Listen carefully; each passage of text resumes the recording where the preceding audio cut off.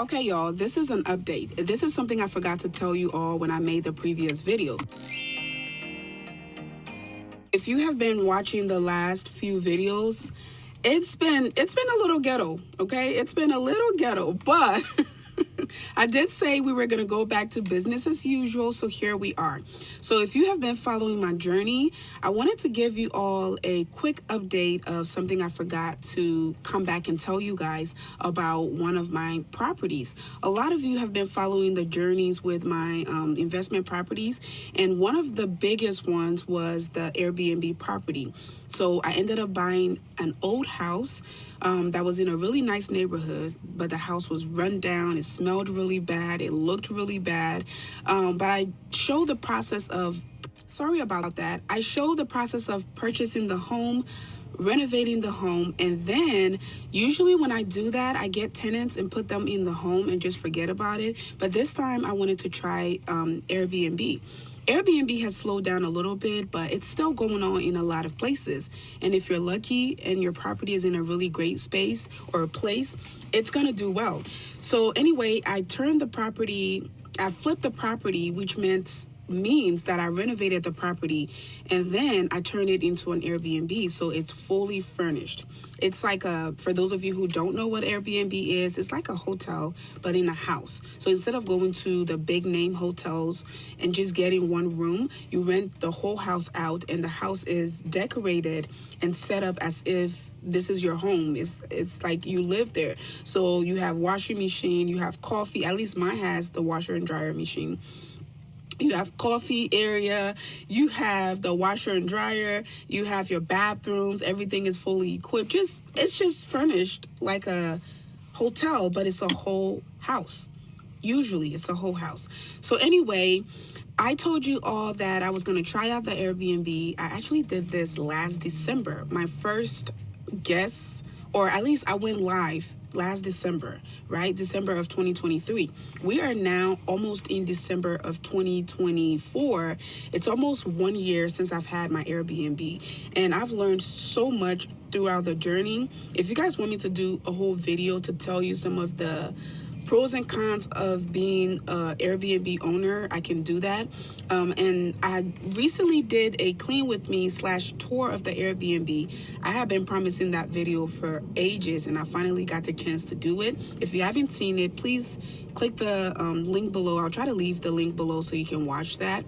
But yeah, I recently did the tour, and we're coming up on our 1 year anniversary. And in that tour, I actually talked about some of the things I didn't like about being an Airbnb host and some of the things that I do like about being a host. A lot of you are interested in real estate, and a lot of you want to know more about Airbnb as well. Unfortunately, I can't email everybody back or answer to each specific person. This is one of the reasons I started doing the coaching calls, because trust me, I get tons and tons of messages a day, not just about Airbnb or real estate, but about all my content, including natural hair. So the easiest way to do it, especially for the people who are serious, who want to like make money or make this a business, I decided to offer one-on-one sessions where I can, just guide you or share my experiences and give you some pointers on how you can do some of these things.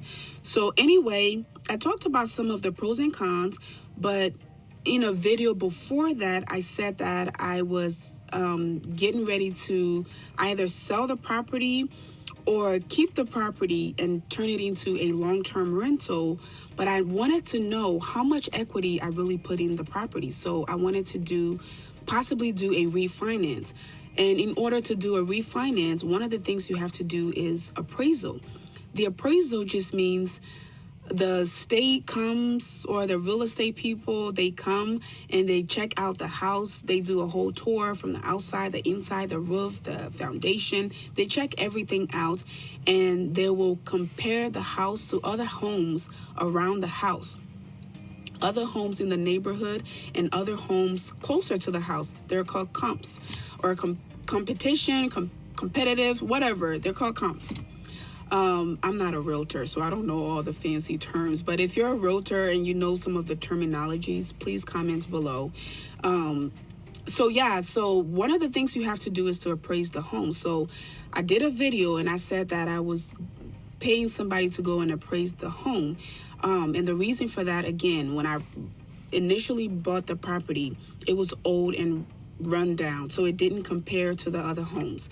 It was the ugliest house, the most smelly house. It just wasn't, you wouldn't pay the same money for my house as you would pay for the houses around the neighborhood.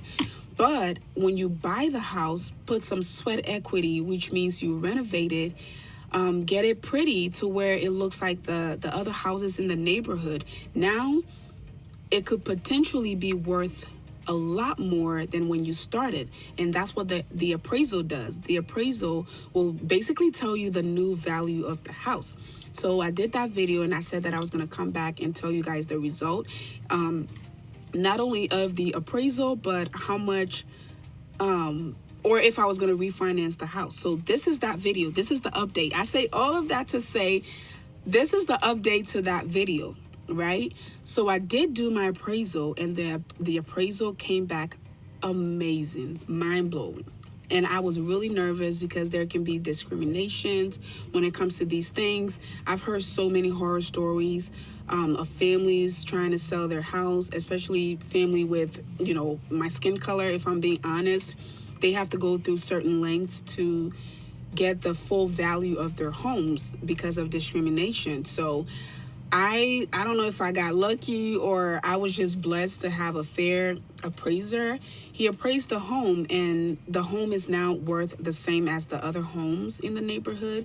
But for me, that's a big deal because the home is worth a lot more than what it was when I first purchased the house. A lot more. And I don't want to go into specific numbers because that's my business, but I would just say that it's worth a lot more. Not only with that, the second update is that I'm not actually going to refinance the home just because interest rates are crazy right now. They're going up and down, coming down slowly, but still really, really crazy. So I think what I'm going to do, I'm still going to go ahead. It's still on Airbnb. I'm still getting guests as we speak right now. I have a guest that I just got off the phone with, I guess, messaging. I still have guests and I'm going to continue to have guests. And this is one of the best times from my experience. Last year when I put the home on Airbnb, it did well during the winter time. It did better during the winter time than it did during the summertime because my home is not in a tourist spot. It's not downtown. It's not in a fancy spot. It's in a residential neighborhood. So most people who come to that place, they come to visit family. And the best time for people to visit family is during the holidays. So Halloween, Thanksgiving, Christmas, New Year's, things like that. So that was when I got my most bookings last year. And I'm hoping and praying that this is when I'll also get my most booking. But what I've decided to do is, after I've enjoyed it a little bit, I think I'm going to go into long-term rental. I think I'm going to turn the property into a long-term rental because, again, if you didn't watch the old video, not the old video, the Airbnb tour video, I stated in that video that one of the things I don't like about being a host is the fact that when my cleaners cannot go clean, I have to go clean it myself, which adds to the 10,000 things I already have to do, and it takes away from my time to run my other businesses. And it also makes me anxious to travel because I have guests in my Airbnb, and if something happens and I can't get somebody to go there, I have to go there myself. Otherwise, my guests will not get the experience they paid for, and I could also end up getting a bad review.